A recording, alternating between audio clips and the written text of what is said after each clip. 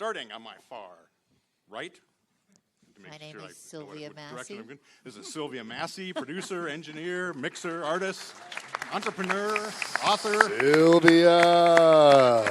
Gold and platinum records. Her credits include Tool, System of a Down, Johnny Cash, Prince, Tom Petty, Red Hot Chili Peppers, Power Man 5000, R.E.M., The Time. The list goes on and on and on. Sylvia Massy.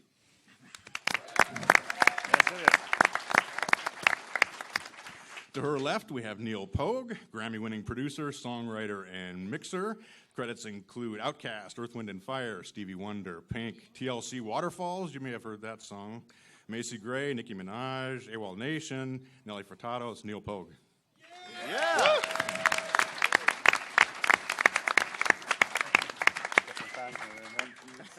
To his left, we have Grammy-winning engineer, mix engineer, and producer Kevin Killen. His credits include Peter Gabriel, U2, Elvis Costello, Sugarland, Shakira, Yo-Yo Ma, David Bowie, Kate Bush, Tori Amos, Paula Cole, many, many others. Kevin Killen. Gabriel, yes. Next up, we have perennial GearFest favorite. Ooh. Mr. Perennial. He's perennial, yes, indeed. Multiple Grammy nominations, Grammy winner, owner of Flux Studios, the founder of PureMix.net. His credits include Queen Latifah, Jennifer Lopez, David Crosby, Snarky Puppy, Shakira, Isaac Hayes, Bon Jovi, Sean Lennon. This is Fab Dupont.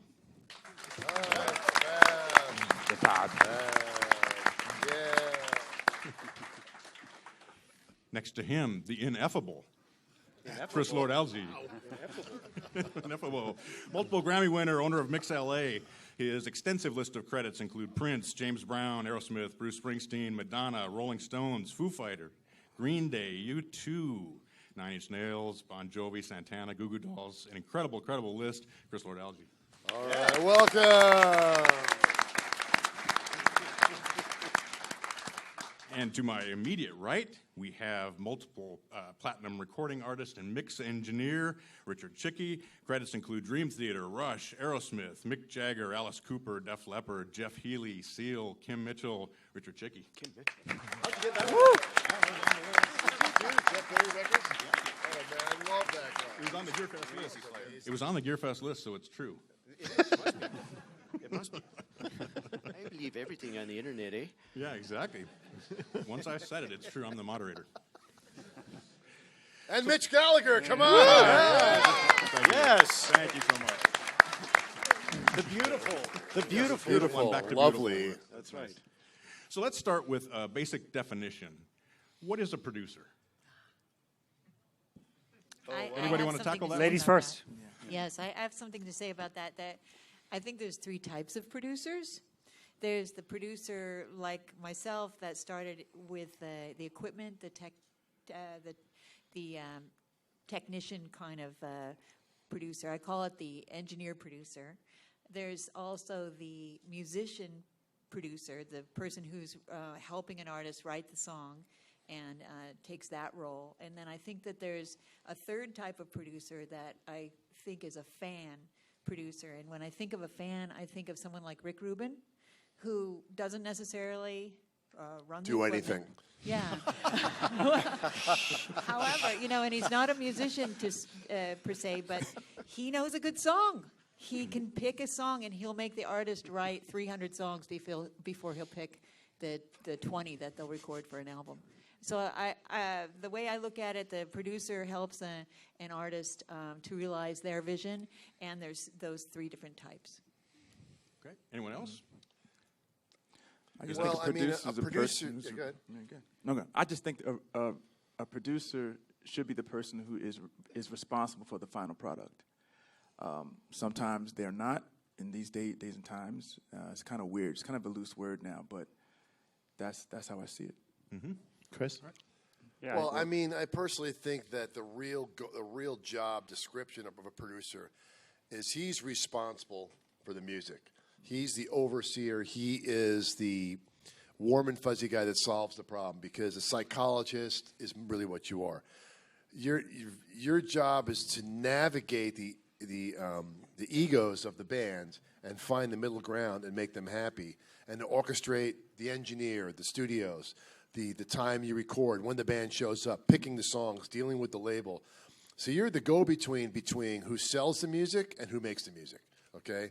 And then you're in charge of making sure the technicians underneath you, if you're not engineering yourself, are delivering, and then you're responsible for all that.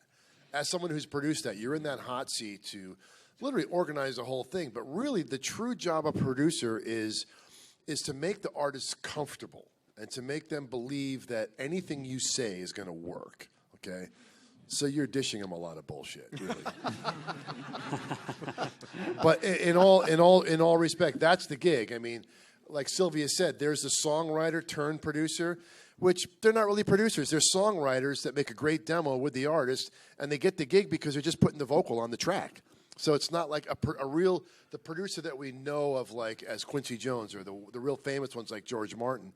They orchestrated the go-between between the label, the band, the songs, and the engineers, okay? So they really took a role that was not the engineer. They would just delegate everything, but they would be the babysitters. And the producers I learned from would deal with the artist and get me out of that hot seat where I had to answer those hard questions, you know? Like, don't you think our guitar player sucks? Don't you think we should fire him? Yeah. Then you get fired. But anyway, that's my producer impression for you. Well, I think everything that's been said up here so far is very valid. But it's also, we straddle two worlds. It's art, which is the artistic side of making records, and then there's commerce. And they're really unhappy bedfellows at the majority of times, because then you're in the nexus of those 2 points, and you have to kind of navigate, as Chris and Sylvia said, and Neal, you have to kind of bring all those things to bear to make what is an artistic endeavor commercially possible and commercially potentially successful. And sometimes you don't know what's going to resonate. You trust your instinct to make a great sounding record, and you think it's the best song you've ever worked on, but then it doesn't resonate with the public, and you're not sure why. And then something you do in the space of a couple of hours, takes off, and you can't repeat it. It depends on the personnel, the song, the performance, all those things. So it's kind of an odd thing. There's no one role, as Sylvia pointed out. You can be anybody can produce, but you can produce rubbish. You know what I mean? It's to actually produce something that's meaningful and tangible and actually reaches across out of the speakers and emotionally connects with the listener, and then therefore they want to go and connect with that artist and be involved with that artist's career for the rest of their life. That's a hard thing to do. Mm-hmm. It's a tough gig. Over the years, I came to think of it as the producer has to be the adult in the room in general. In all situations, and there's as they said, it's difficult to pinpoint because it's not one job; it's a combination of jobs. As Chris says, there's a psychological element to it. Sylvia says there's the musical side of it. I mean, you can think of it if for human beings, we like to put things in little drawers and make sure everything is well organized. You can think of it. The way I think of it is twofold. The business side of things: hire the studio, make sure that the singer shows up on time, if possible, even using coercion with the singer's girlfriend or boyfriend, for example. Talking to the label, making sure you don't go over budget, making sure that the files are delivered in the right file format, that the right files are going to the right person. All that menial stuff, that's production. Writing a horn chart, writing a string arrangement, that's also production. That's the musical side. Picking the songs, making sure that you don't have an 8-minute intro for the single, for example. That's useful. All those things fall under I want an 8-minute intro. That's good. Well, yes, but Clear Channel doesn't like that. So we have to. So we have, as producers, when we take a project on, we have to handle the business side because most bands don't want to deal with that stuff, and the band's manager don't make records very often. They're usually better versed at live touring than making records. So we handle all that technical side, and then we have to make sure that as a catalyst, we extract the most music possible out of people. And so a lot of artists have a lot of music. They just don't know where it is inside. It's somewhere, maybe on the left side today, maybe on the right side today. You have to go fish for it and pull it out. And the combination of all that is actually a high skillful job. And one more thing, there's a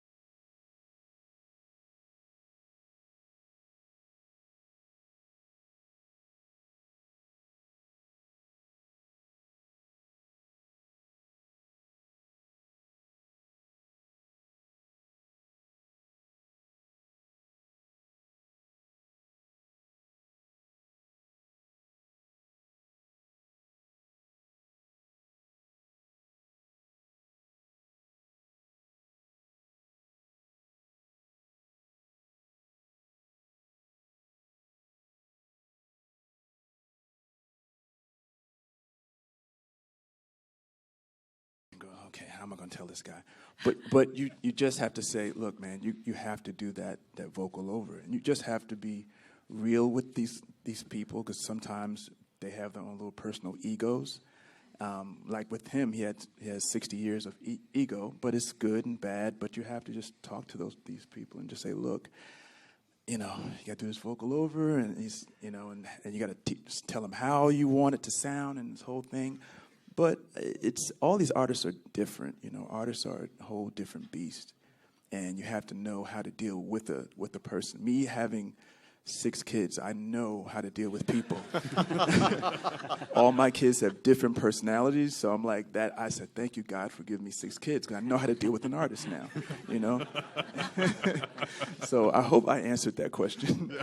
That's awesome. That's awesome. Yeah. Sylvia, do you have something to contribute? Yeah, I think that sometimes I will fluff an artist. Sometimes I'm known as a studio fluffer to get the performance of it out of an artist. But it depends on the performance I'm trying to get.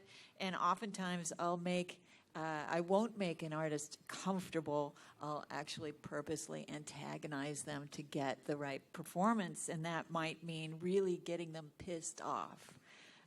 So I might say, just drop everything, go run around the block 3 times and come back in and sing again, and I did that with Maynard once, and he came back in and he went, rah! And I was like, thank you very much. He was pissed. But then on the other hand, it may take finesse, and it may take making someone comfortable, but I try to distract them by giving them so many little jobs, in particular singers. I'll say, okay, now, imagine that you're singing through the top of your head. Okay, now use your hands. Really be expressive with your hands. Okay, now take one ear off, one headphone off your ear. Okay, and now stand on one foot. I might give them so many jobs. They're so distracted, but they stop thinking about their throat and how they can't sing. Right. Yeah. Kevin? Well, a lot of times I look at the artist and I think, this is a relationship of trust, right? And it's basically like going on a blind date with an artist. Like you have a blind date first day and you agree to do this record and you realize we're going to be in love for the next 3 months. But at the end of 3 months, we're going to break up. So, you want it to be an amicable breakup. But in the intervening period, you're going to basically challenge each other. They're going to challenge you to say, I want you to create a new sound that's never been heard before. And it's going to come out of my mouth. And you think, how am I going to do that? This is the way they sound. So you have to use your creativity to extract something unusual. And then you're going to challenge them to give, an amazing performance that will appear to the listener like they did it all in one take, but we all know it took multiple takes to get it. And for a singer, and any musician, like when they go play live, they play the song once, but in the studio they're playing it 50, 60, 70 times. And after a certain period of time, there's a certain disconnect, and you have to constantly reorientate them to reconnect with the song. So whatever you need to do. So I don't have one strategy. I just feel for what they are trying to express at that moment in time and try and, either encourage them or challenge them. And then, and also pick the right time of the day to do it. Certain artists perform better at certain times of the day. And it's also understanding what you need to extract. Certainly with singers, a lot of times they perform better in the evening time, but sometimes first thing in the morning is best because actually their voice is lower in the morning time. So I remember once doing a vocal with Peter Gabriel at 7 a.m. in the morning time because his voice was so low, it was appropriate for the harmony, but he couldn't do that at 5 o'clock in the afternoon. So knowing when to pick the time to choose your fight. That's still my favorite record of all time. Thank you. Peter Gabriel's So. Kevin Killen, come on. Yeah. Hey, Chris.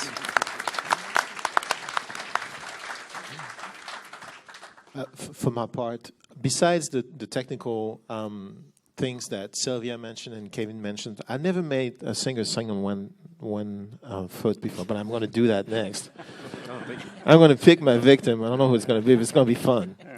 And also what Neal said about managing the ego of the people, which is it's an important thing. The way I look at it, thinking about it from a higher point of view, is the number one thing is trust.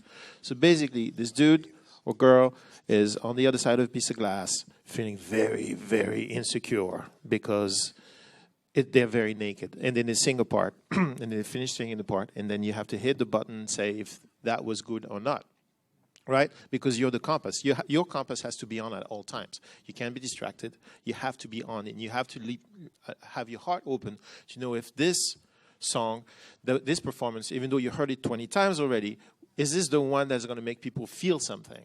You heard it 20 times. How do you say that fresh? So for me, it's to always keep the compass on, meaning that I'm always open to feel what's going on. And second, to make sure that I don't fuck up, so that I don't tell him the wrong thing, which is then the trust is established. If you consistently make sure that you always are extremely sure of what you said to these people, then when you say something, they trust you. And so that's why I very often they say, "What do you think of that?" I said, "I don't know. Let me hear it again."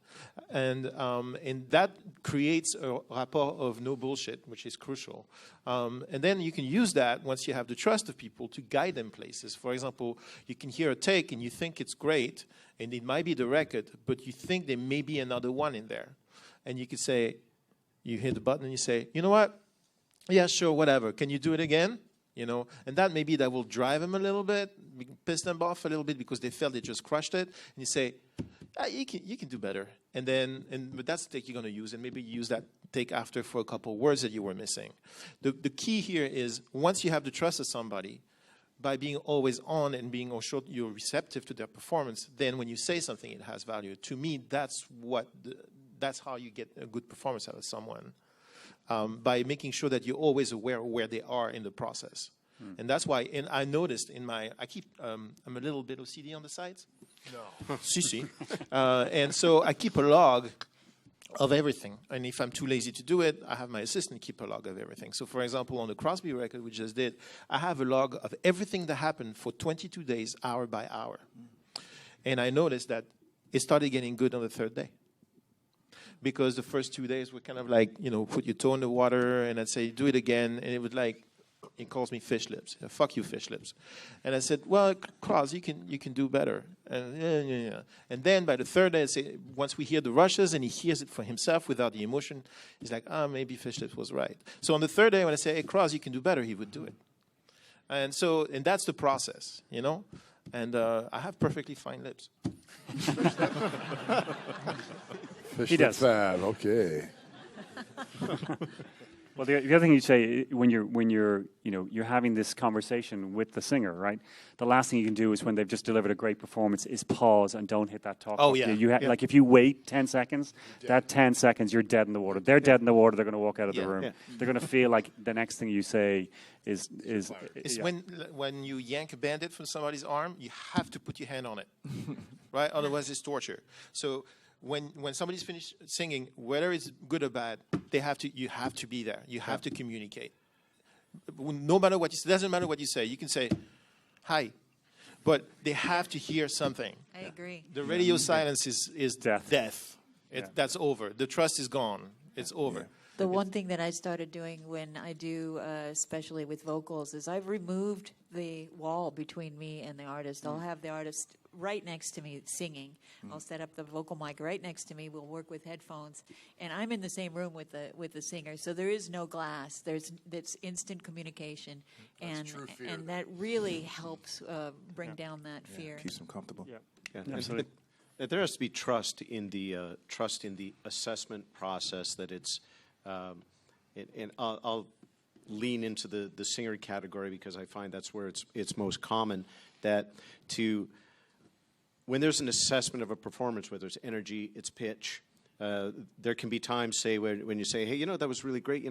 That one note you were holding was a little south. You have to might want to bring that up a bit. And what I've told the singer is that might be a touch flat. What the singer hears is you really can't sing.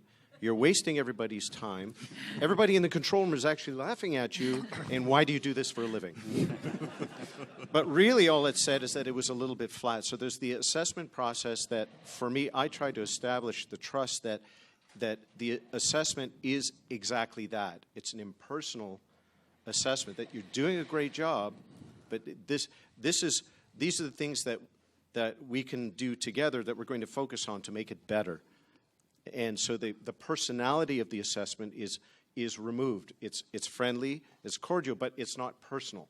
And I find that that's one of the things to get the artist, maintain the artist in the correct headspace, that they're going to, if they try to work at their limit, that it's okay to miss. Don't feel bad if you miss. If you're hitting everything immediately right away, you might not be working at your limit. And a lot of artists want to do something where they want to push themselves. And I want to be in a position to give them the latitude to do that and be comfortable. Also, what's important for me is I always make sure that the artist knows what they're singing, because the words to me are like mini movies. So that's what brings out the emotion in a singer or even a rapper. If you wrote that song, to me, that's like a scene. So I always want to make sure that that singer or rapper knows what they're talking about or singing about. And once I get them into that, to me, that I get the best performance out of that singer. Mm-hmm. You know, here's a technical trick. Everybody likes the technical tricks. In my practice, who described you as a skilled practitioner? That's what you are, a skilled practitioner. In my skilled practice, I have discovered there are two words that have been banned from the vocabulary of vocal sessions. Those two words are flat and sharp. He's up. Nobody is ever flat. They are slightly under. And nobody is ever sharp. They may have gone over a smidgen. And smidgen is open to interpretation. Yeah, a smidgen is really not that much. Really, Yeah. let's be real. That works great. I've noticed that this, like, you tell even like an amazing singer that he or she is flat on this one note, kiss to death. Slightly under, no problem. But here's the thing: the singer will come in and take a listen to it. They already know during the performance that they sang flat or sharp. So this is where the trust issue comes in. So if you're not, however politically correct, however the way you address it, it's key. So they come in and they listen and they go, oh, I was sharp on that second word of the chorus. Maybe it was slightly over. Maybe it's not a big deal. Yeah, but they already know it. So yet again, it's really important to establish the trust so that you have this conversation with them and they learn how to trust you, because as we've all said, they're very naked out there when they're giving a vocal performance, and it's really about something that's very personal to them, the lyric. So they're trying to communicate that to the broader audience, and you're the conduit for that. So you have to be real with them. And there's ways to do it. I would say sometimes you just glide it into that note, maybe a little too much, and they go, okay, glide in. Yeah, I was a little sharp. Yeah, well, I mean, nobody wants to hear that they sucked. That's not what the intent is here. So. Yeah, that's a tricky maneuver. Yeah. But I think in the capturing of performances, you have to get it right away. The first time they play it, the first time they sing it, the first time, you got to grab that first performance and kind of rub their nose in it, because they're not going to do much better than that. They're going to try to perfect it. And the funniest, one of the things I would say, and you're all talking about, got to be really careful what you say. Well, you got to find what you're going to say and stick with it. And I would say, that's not a key Tina Turner would sing it when she was singing. And when I had Mick Jagger in front of me, wanted to re-sing some songs I was mixing. I wasn't prepared to do vocals during mixing, okay? I hear that. But he wanted to grab a 58 and go out there and entertain me. I'm like, great. He goes, well, can you help produce the vocal? Yeah, sure. I'll let you know how you're doing. And I'm like, oh, great. This is all I freaking need here is this guy, out there. He's going to put me right on the friggin' frying pan. He's going to throw me right out the window. So the first thing I said, he does a pass. It's like, it's okay. I'm like, I don't think Mick Jagger would sing in that key. He goes, you're right. I think I can do better. I'm like, wow, that was good. He goes, all right, let's try it again. I'm like, that's sounding a lot more like the Mick Jagger I know. So I would use their name as a way, and the same with Rod. Rod would have to lean his throat up really high not to sing freaking sharp, because the guy sings so sharp. Like he sings in a whole nother solar system. So I would say, I think Rod needs to bend his neck a little higher so he doesn't overshoot every note. He goes, yeah, mate, you're probably right. So he'd lean the mic up even higher, and then he'd sing right on key. So I'd kind of find that little condescending remark to make with their name in it. Or I don't think Bruce Springsteen would sing it that far away. He goes, yeah, you're probably right. And you react right away, and you kind of make a little bit of a joke out of it, like, I think you can do better. It's like, there's a couple of lines we can fix. You want to just punch them in? The school I come from is I just want to punch in the fixes. I never want to have to go through vocal comps. I never want to go, oh, here's vocal 1, here's vocal 2, here's vocal 3. No, there's freaking vocal 1. Let's punch in on it. These 3 lines suck. Let's go. Go, okay, let's do it. And it's over. And then they hear the comp, it's done. They're like, can we check take 64 and 65? You know, I work with Dwight, and he's in with the engineer. I can't even bear watching that shit go down. He's, can you check 95 married to 96 on that line? I'm like, okay, Dwight, you know, I'm heading home because it's now 4 a.m., and you guys can get in here and get all scientific. But some people work that meticulously. But the bedside manner, just to put it in a circle, is react fast, find a common thing to say, and actually put your confidence factor, put your money where your mouth is. Don't be sheepish whatsoever, because as soon as you back down from being high and mighty in the producer's chair, they lose all respect in you. So you have to actually have a reaction, have an opinion, and stick by it, and go down with the ship if you have to. There you go. So in the past, with the major studio system, there was a lot of there was like an apprentice system for learning your craft as engineers and producers would come up and you develop your career. And of course, a lot of that has gone away with the way that the studios have we've lost some studios, and a lot of things are done at home and in project studios and things. Is there a way for someone to develop those skills as a producer and to reach the level that you guys are at? Sure. I mean, the difference today is it's not quite as uniform as it was back in the 60s, 70s, and 80s. But I mean, there's nothing to prevent, an aspiring producer to go out and find an artist and then cut their teeth on, having a collaboration in the studio, because producing is part of the collaborative process. So, go in there, figure out how you want to communicate effectively with an artist, figure out how you want to be in the studio, be true and be authentic. And if you're authentic in the studio, you're gonna and you're good at what you do, then you're gonna nurture a career as a producer, and it's not that difficult. Mm-hmm. I mean, besides listening to a truckload of music on a daily basis to form your taste is the key, right? You, as a music producer, you're basically selling your taste. Yes, I like this take. No, I don't like this take. Yeah, that's a good idea for a bass drum. That's a nice song. That's not a nice song. It's your taste. So you're forming your taste by knowing what's going on, what's happened before, and where we're going. That's one thing. So to me, that's the most important thing in the curve. I talk to music producers when I'm just mix records, when I don't produce them. And the producer comes in, and I'm like, oh, what's your reference for this?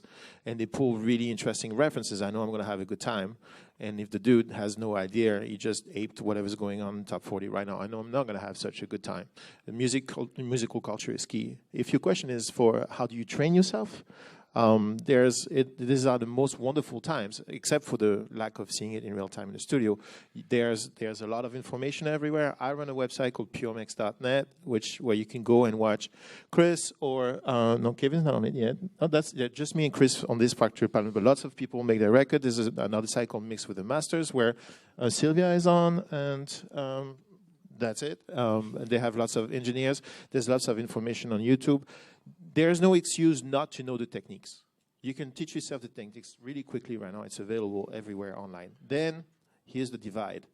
You got to try the techniques and make your own version of the technique, because it's a lot easier to look at than to actually perform the stuff. But the information is there. There's no question. I want to cut in on that for 1 second. Here's a very important thing about online, okay? 90% of what's up there is bullshit. True. I'm just telling you the fact. So the only thing you really need to focus on is go after your heroes. If Sylvia is your superstar, then follow her direct videos, okay? Mm-hmm. If stuff that Fab does is your superstar, follow his direct videos. Kevin, Richard, me, generally. Stuff exactly I'm in and I'm talking. There's a lot of guys out there that think they're producing like a pro and they're putting up all this fucking bullshit. And I'm using those words because it's true. A lot of you come to me and say, well, I watched this video and I watched that video. Well, were they people you even know? No, but they seem really convincing. There's a lot of real crap up there because, it's not policed, okay? I'd love to police it more because I want people to learn from the real people, okay? We've been in the trenches and we've dug the deep holes, okay? We've been there with the shovels the whole way, okay? But there's a lot of people up there that just started and they're putting up videos and they're making it look flashy and they're using our names, but we're not in those videos. Make sure those aren't the ones you watch, okay? Make sure that your hero, your superstar, is actually in the clip and speaking to you about his talent. Okay, this is just a warning about The internet is a place for a lot of crap, okay? But you really have to make sure the person you want to learn from, guitar player, mixer, producer, whatever, they're the person speaking, okay? And you're getting it from the horse's mouth. Because there's a lot of fluff out there, a lot of stuff that doesn't make sense. And I'm defending Pure Mix because he goes after the real people, okay? Mix with the masters, they go after the real people. You have to go for the real people. If you want to learn from Sylvia, find him video Sylvia's in, okay? Yeah. But It's like people the say, news. you're saying it's all up there online? Yeah, it's all up there online, but it's got to weed through it because I find a lot of people, like, you know how many people have mixed Green Day? Thousands, okay? You know how many mixers mixed American Idiot? Thousands. I did it, they didn't. But same with everyone's taking credit. Well, I mixed this, I mixed that. Yeah, well, fucking prove it then, douchebag. Pretty much. So I don't want everyone in this room who wants to learn how to be an engineer, a mixer, or learn the talents of recording and producing and all that. That's why we're here. You want to hear from the horse's mouth. And the problem with the internet and the problem you guys have is you don't have access to that. You think sometimes you do, but sometimes it's veiled under someone else's moniker, and it's just kind of crap. So Just like the news, just cross-check your sources.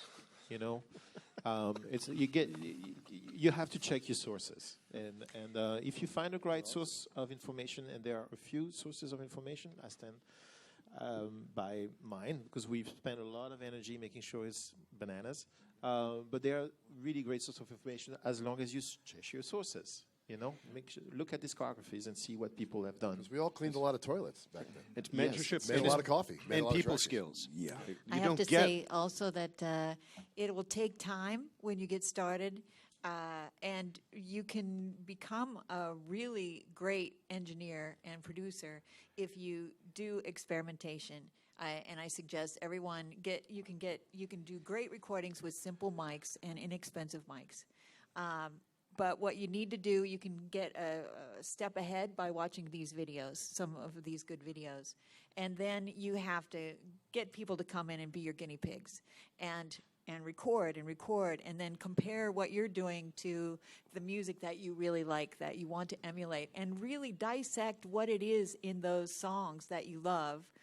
From something that Chris mixed or something, that you figure out why it sounds that way and then figure out how they did it. And you can experiment until you get those sounds. And that's really how I started, is by really listening to the music and emulating what I thought was good about those songs. And after you do that, after you practice, find your sound.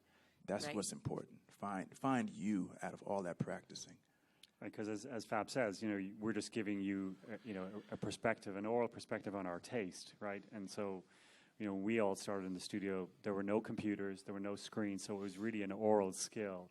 And you are only spending your day listening. And it's a really different, environment now where they're using their brain to watch and to listen. And I think that when you're watching something, it's a very different response from the brain. And emotionally, when you just listen to music, then you key into the real important aspects of the music. And we're here at GearFest, and I think that maybe one of the most important things for your studio, if not the most important, would be your monitors. Yeah. Because if you don't have good monitors to begin with, you really can't tell what you're doing. Yeah, the little white cone in the black box. Yep.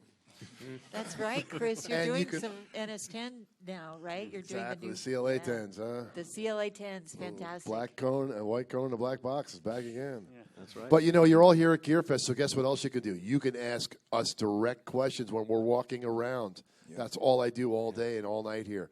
All of us are here. You know what? You come right up to us. We're here for you. Okay. So we're here to talk. If you got a question about anything, and I've talked to hundreds of people so far, it's all about that. That's what we're here for. Yeah. So besides us being on the panel where we're doing topics from Mitch, obviously, you see us in the hallway, ask us the question. We'll give you the answer. That's what we're here for. And people skills, studio, the mentorship thing.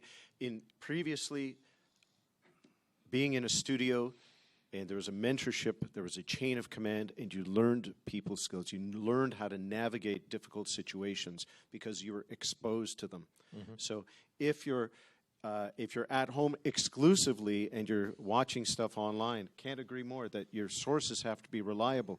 But I think that it's a lot different if you're going to be watching how how Chris is mixing something, and if you're going to sit and mix, there is a greater value in having somebody there in person going, what are you doing that for? This is what I do for that situation. That that you, as somebody that's learning, that you make errors and you have somebody there to help correct and direct you in a more effective way.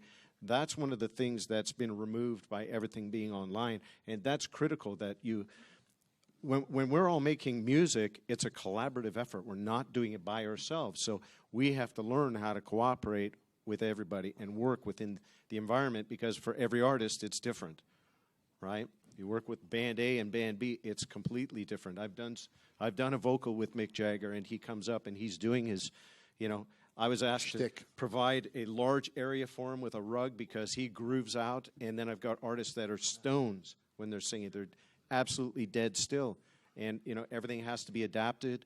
Got guys that are screamers, have separate sets of microphones because, people don't want to see you. Right? Yep. Right. Yeah. They don't want to look at you. Or people who want to be right over your shoulder, I hate that. in the room with you. Yeah, that's fine. Yeah. That's annoying. Well, that's fun. Yeah. No, but it's funny, like helicopters. on Peter Gable's record, on that duet with Kate Bush, she literally sang right over my shoulder in the control room. So every time I hear that song, I actually hear that vocal performance the day we recorded, because it's literally, I was hearing it just come at the back of my head. And she's such a slight figure, and she's very, just very angelic. Boy, I wish we could have been flies in the wall for that part. It was really a special Jeez, we song. missed all the fun, huh? But it was also it was really compelling. So because she felt like included in the process, and not separated from everybody else. Right. Awesome. I'll ask one more question, and then we'll open it up to your questions from the audience here. You've all worked with so many great artists. What is it that makes a great artist?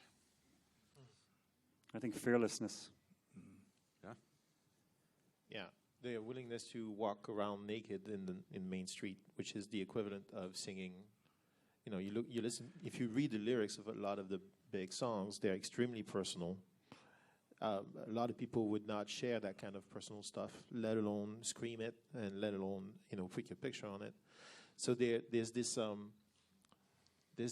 nakedness and this pure quality of communication. That's what, to me, makes the difference between people who are, like, say, a badass singer, right, and somebody who maybe not a badass singer, but who really conveys something and is willing to share this extremely personal feeling without being scared of the repercussions. Right. And the other thing, I think, artists are born.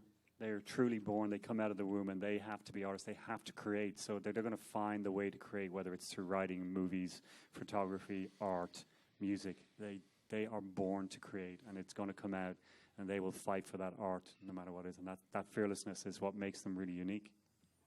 Right. Awesome. Anyone else? Yeah, I think there's something very unique about the big stars, that they all have their own unique sound, and they're all willing to give. Like Geddy Lee says, whenever someone comes up to him, a fan, I've got time to talk to those fans, and I think the willingness to give and to really expose their innermost parts, I think that's true. Well, plus they're the ones that just don't have, they're just not dickheads. They're friendly. They're nice. They're real people. The bands that are the troubling ones are the ones that have, like, the least amount of talent, cause the most trouble. The big artists come in, they do their thing. They're really chill. They don't remind you who they are every 3 seconds. Wait a minute, did you Okay, work you with fucking Prince? Fall Out Boy. Whatever. Yeah, I was about to say. Like, hold up, wait a minute. Right. Okay, let's open up to some audience questions. You had your hand up first, right here.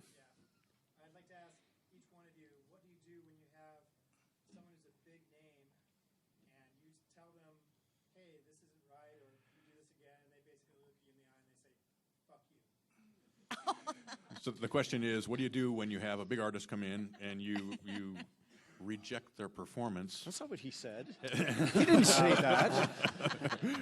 And they basically say, no, I did it, no, you're wrong. Well, personally, I just play it back for them to hear, and then they know it. And then they're like, okay, I'll go back in.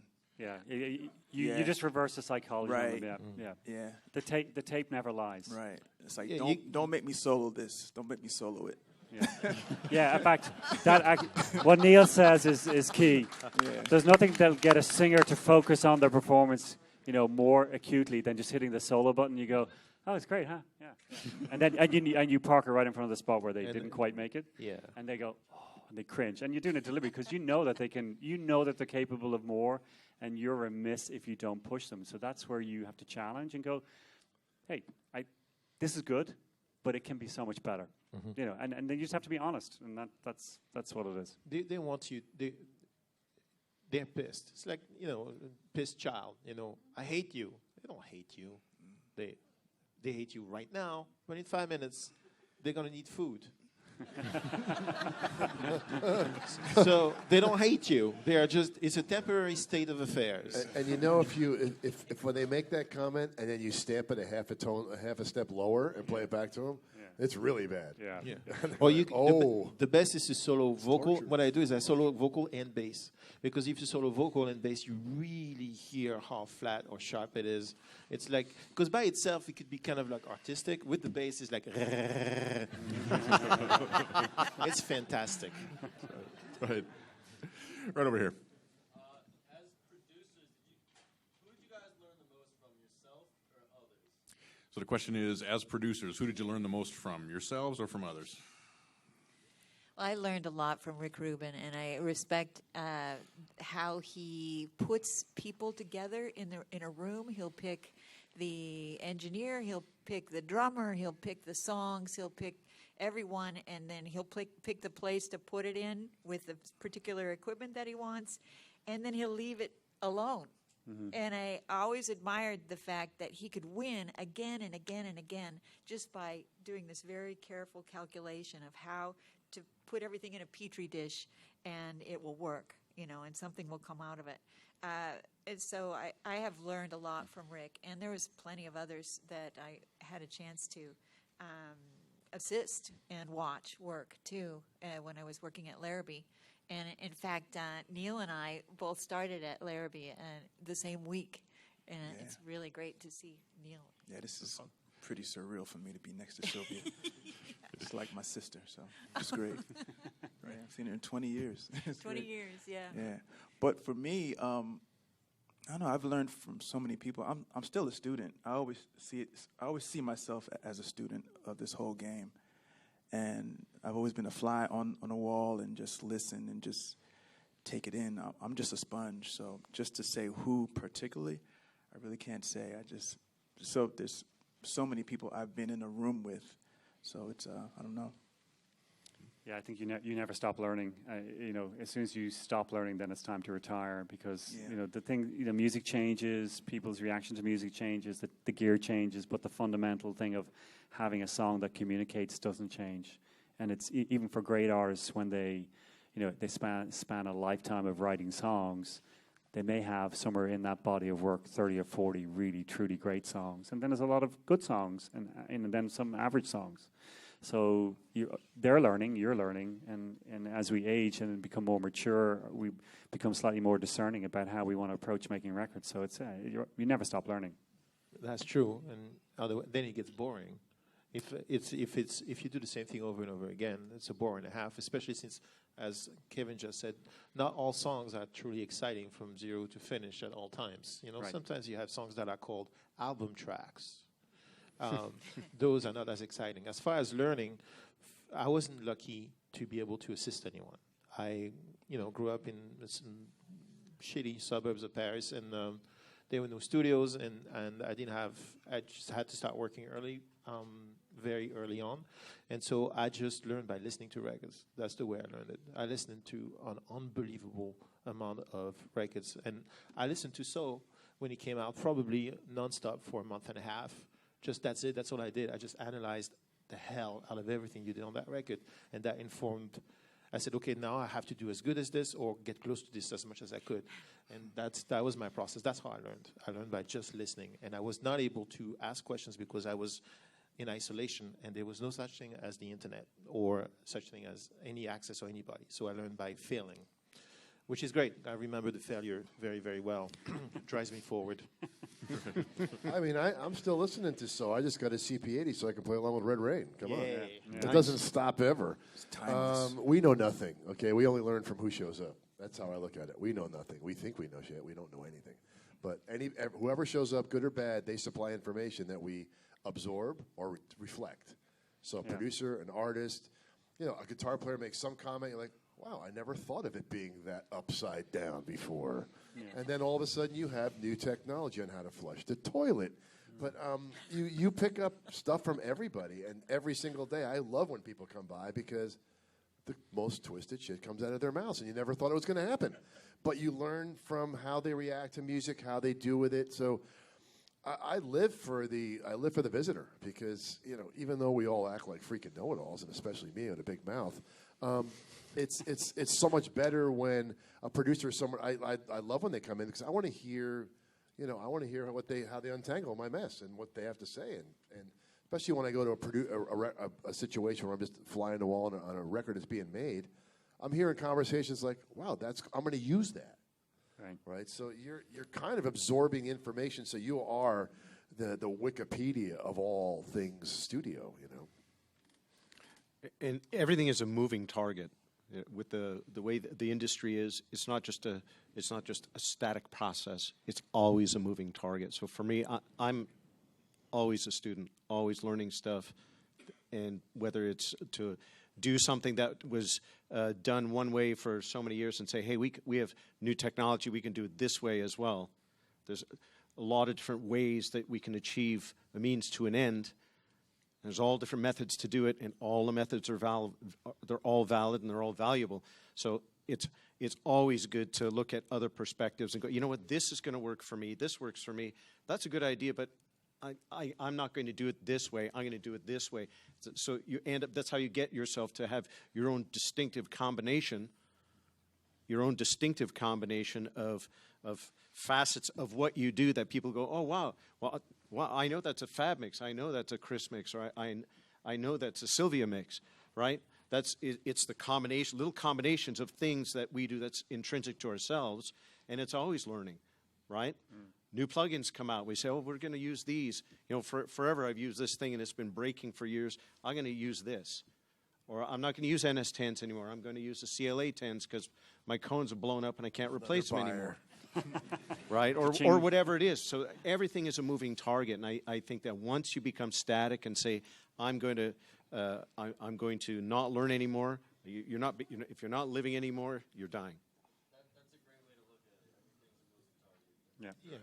Making the way I say often to people, they said making a record is really easy. Basically, is solving a puzzle with an infinite number of parts that you don't know the shape of, and you don't have the final product, the final picture. It's not that complicated. It's like putting together a puzzle that's made of a pizza. Yeah, that'll be easy. Right. We have a question right here. As a young aspiring producer, can you speak into taking time to develop your skills versus networking at a young age?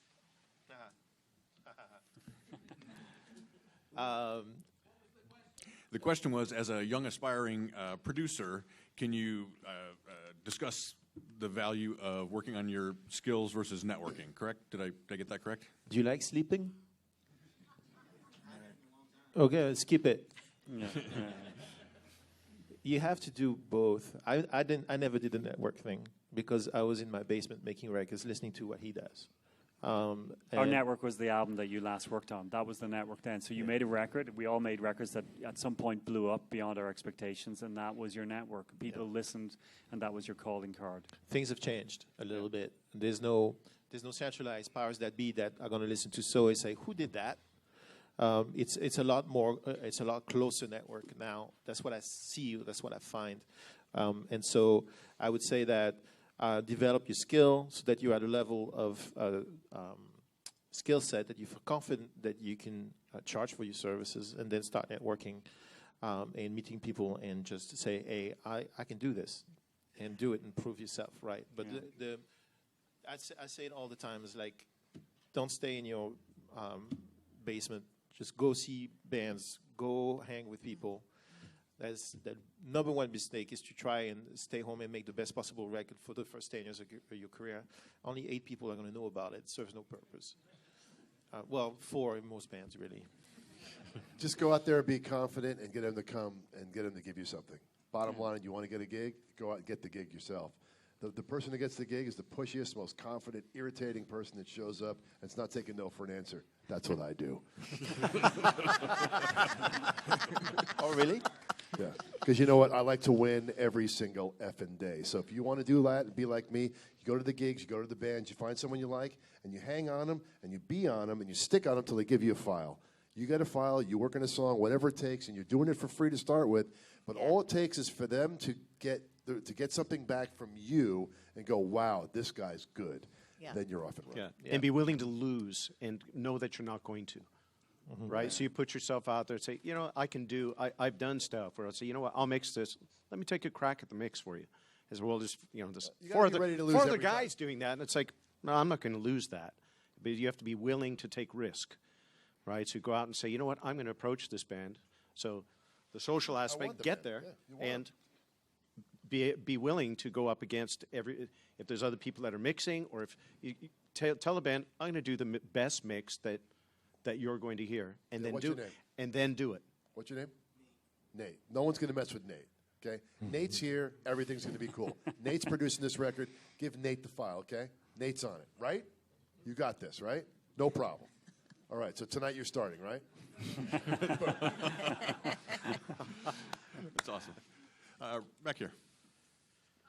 So, Sylvia, your book, Adventure Reporting, is one of my favorite texts on the Thank you. Thank you. you or anyone else could talk to a time where you really broke the rules and had a really spectacular result. Oh, wow. Well, So just before you start, the question is, can you address a time, first of all, praise for your amazing book, but the question was, have you ever broken the rules and really gone outside of the norm to create an effect? Miking the cucumbers, yeah. well, I've broken a lot of rules, actually, and continue to do so. And some of the results are good, as some of them are complete failures. And I think either way, it all gets imprinted into the music somehow, because you're having fun and your mind is going. The creativity really flows as soon as you kind of detach yourself from traditional norms, and it allows you and your clients to really get excited about the process. So I try to break rules as much as possible, and I have a continuous flow of weird ideas and weird places I want to record. But I think everyone up here has stories about unconventional recording. Are there rules? I never knew there were rules. Yeah, in this. right? I break them all the time, I guess. You can look at the videos, and those are just suggestions. Just consider all of them suggestions, and then go out and do your own thing. I think my first real foray into adventure recording was setting up a couple upright pianos in a warehouse and shooting them with shotguns and destroying them with sledgehammers and recording it. And I can say from experience that the Shure SM57 is not bulletproof.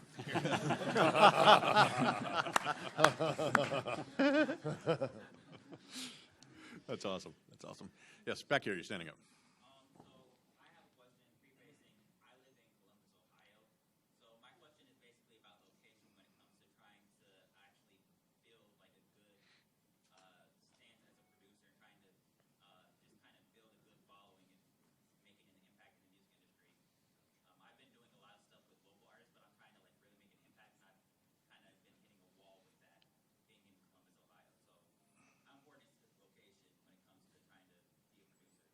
It's not important. So just It's the- all about the artist. I mean, you know, back in 1979 when U2 were formed in Dublin, Dublin was not a hotbed of music, even though there's a tradition of great music coming out of Ireland. But there wasn't a history of artists emanating from that country that were going to have a worldwide impact. So if you're saying there isn't incredibly talented people in Columbus, Ohio, then it's saying you're not going to the right gigs. Yeah. There's probably incredibly talented people. You just need to, look a little further afield. You know, the next great artist could be out of Columbus, Ohio. Yeah, the percentage of talent is evenly distributed Worldwide. Worldwide. It's just there's different ways to get to them. Out of Ohio, there's Black Keys, 21 Pilots. You can just there's the same percentage of badass people everywhere. You just got to go find them. And the one thing that's important is if you're thinking, oh, do I need to move to New York, or do I need to move to Nashville, or do I need to move to LA? Well, you can look at it in two ways. You can go where everybody is and have to compete with everybody, and have an overhead that will make your nose bleed on the first of every month. Or you could stay where you are and look for the best of the talent in your area, and at that point, then you own that area, and you can spread from there. They have these amazing planes that take you places.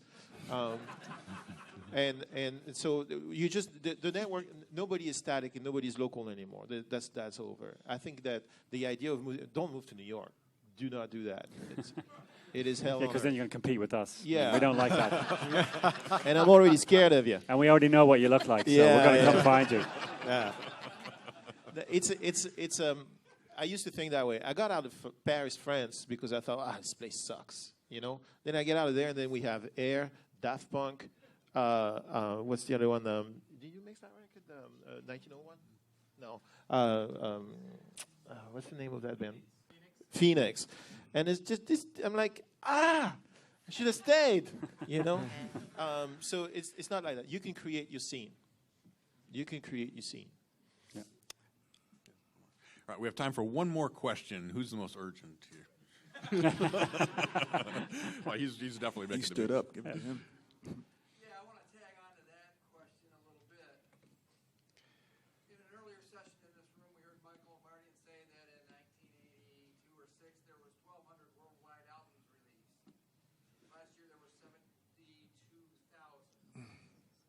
So streaming has changed the outlook of all of this by leaps and bounds, and the cash flow is completely different now. I assume for you as well, because the back end of album sales has kind of gone away. Me as a songwriter, there are no more B-sides or album cuts to look forward to. So how do you see the opportunity? Because now it is a worldwide market, so there's got to be an upside to this, correct?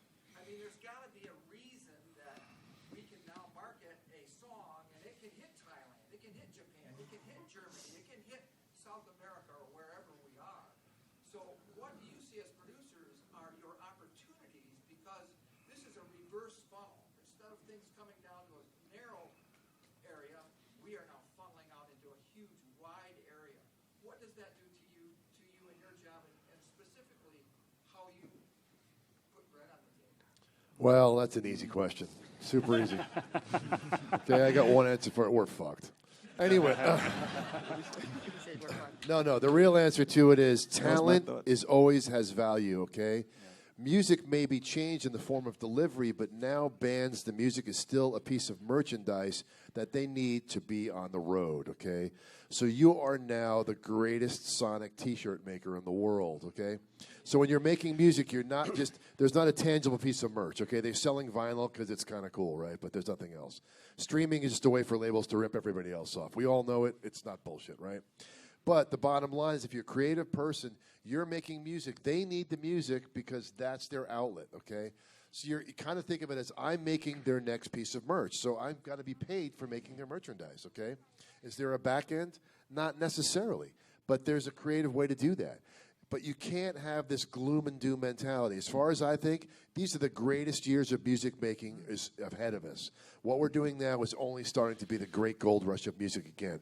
I'm not going down in a bad mood with this shit. I'm going forward. It's going to be exciting, and we're going to show them how we can do it, okay? And that's what it is. We're going to take it to them. We're going to show them how good we can be as music creators, musicians, producers, and we're going to help the creative people get their end goal. Is it going to be sold in a different way? Yes, it is, of course. Is it going to stop us from making music? No. Are we going to say, oh, pity me, I'm not making royalties anymore? Well, fuck that. We'll find a different way. Yeah. Yes. Also, I find number-wise, as the OCD person that I am, I look at numbers. I find that these are the best. We've hit a bottom, There was water, funky water at the bottom. And we just hit, these are the best years for making music since in the post-Napster era. Basically, everything got destroyed by the internet, the downloading, the stupidity of the major labels, and their inability to deal with anything going fast because their responsibility is so diluted that nobody's responsible for anything. We're at a point right now where there are budgets for making records again coming from labels because labels are making a killing. They are flushed with cash. It's in disgrace. Because they found a way to not distribute the money to the musicians. They're using the money. They're using the money to fund R&D or create new records. There's never been so much money in music since 2000. I say mid 2000s. This is we're on the rebound, and I see it going up. Don't be distracted by the Spotify stuff and all that stuff. That's all going to go away eventually. But there's money in music, and as Chris says, even if the record you're making itself doesn't sell, it helps sell something else. Mm-hmm. And think of it this way. Who here bought your expensive $800 phone because it's a phone? No. It's a shitty phone anyway. You bought it because it's a media device. And Apple sucks at making media. Have you seen their ads? So they need the content to be able to sell you the device. Without the content, without the milk, there's no carton. And so we make the milk. And so they're going to have to pay for milk, especially since... Exactly. Especially since we're getting organized and everybody's getting organized. And we are realizing that without the artists, there's no art. And without art, the phone is just a phone. And so... I know it's difficult to see from here because we come from a place where you made a record, you had 1% on the record as a mixer, and you got a royalty check every year for doing nothing. That rocked. However, that's not going to happen again. But there are other avenues, and there's money coming into business again in unprecedented ways. At least for somebody like me, I come from the indie world. I never had a point on a record until recently. And he never did, the three records I had a point on did nothing anyway. I mean, they sold, but they sold a couple 100,000 copies. As an indie artist is amazing. The mixer, I think I got a check for like $28, you know? So it doesn't, that stuff doesn't matter, but there is money to create content. There is money to create content. Nobody knows how to write a song. You're a good songwriter, you'll be busy forever because the lack of songs is the biggest problem. Yeah. Don't despair. These are good times. Yeah, we did, and we also, none of us, I'm pretty certain, none of us got in because we wanted a paycheck. We did it because we wanted to create. I mean, for me, it was always about, you know, ironically, being a young kid and having big ears. I got teased mercilessly about having big ears, and it was just ironic that I ended up, you know, working in the music business. You know what I mean? And that's kind of like, yeah, like fuck you. I got my own background. You know what I mean? So, you know, my goal is I've always wanted to make a great sounding record, and to this day, I still feel I haven't made that record yet. So. And for you, all of you out there, I get the privilege of sitting in front of, you know, great sounding speakers every day, and I hear how music can really be transformative and transportative. And I go out into the world and I see you all on your devices listening to the worst sounding shit because the media companies decided, you know, this is the deliverable system. And if only you could come in and hear what we hear every day and what we create at the level of which we do, you'd be crying every day. I mean, you would be crying, you'd be laughing, you'd be dancing, you'd be just grooving your asses off, you know, because really the music that we create at the level that we create it at, it sounds effing amazing. But it doesn't sound great on an MP3. You'd be pissed off that you spent $1,000 on a phone that sounds the way it sounds. Yeah, yeah. You know? So, you know, I'd say, you know, you're here in this great facility with this great sounding gear. Go out and listen to some of your favorite music on that gear, and you will open up your ears to what that artist intended. You know what I mean? That's really, you know, when you hear people say, that's my favorite record, then you know you've done your job right. Yeah. You know, if I can add, there's one little thing that I heard when it's like there is no money in doing, as a songwriter, getting on it and, you know, having B sides and album tracks, then if I could say respectfully as a songwriter, like for me, for doing production, mixing and recording, I just try to make great records, and if they get legs and do something, that's fantastic, right? But really, for me, I get excited. I'll watch Geddy Lee play bass, and it's like, shit, I got to be watching what I'm doing because I just go into the zone and I'm watching him. So what I want to suggest to you is if you're saying, yeah, you know, there's no money in B sides and in album tracks, then stop doing those and write A-sides. Yeah. Write hits. I'm going to be a bet. That's like a Canadian thing, and you're not going to hold that to me there, eh? What I'm saying is, if you feel that you're competing, you are competing against more people that there are more records out there, and say, you know what? I want to record a better record. I want to record a better record. I want to mix a better record. I want to produce a better record. And I want to write better songs. I want songs that are A-list songs, and keep writing them. And sooner or later, people are going to say, did you hear the songs that this guy is writing? Do you know what I mean? And is it hard? Yes, absolutely. But you do what you do because you love it. If your main goal is, I'm going to make big money writing songs, then you're disadvantaging yourself. Your main goal has to be to do something great. And if you make money from it, that's byproduct. That's for you to do as an astute business person, right? But it's really to do a great job. Our job is to serve the music and serve the artist. Yeah. I wish we could keep going, but we're already overtime already. Yeah. But OT. if you would please, Rich Chycki, Chris Lord-Alge, Fab Dupont, Kevin Killen, Neal Pogue, and Sylvia Massy. Thank you, guys. Awesome.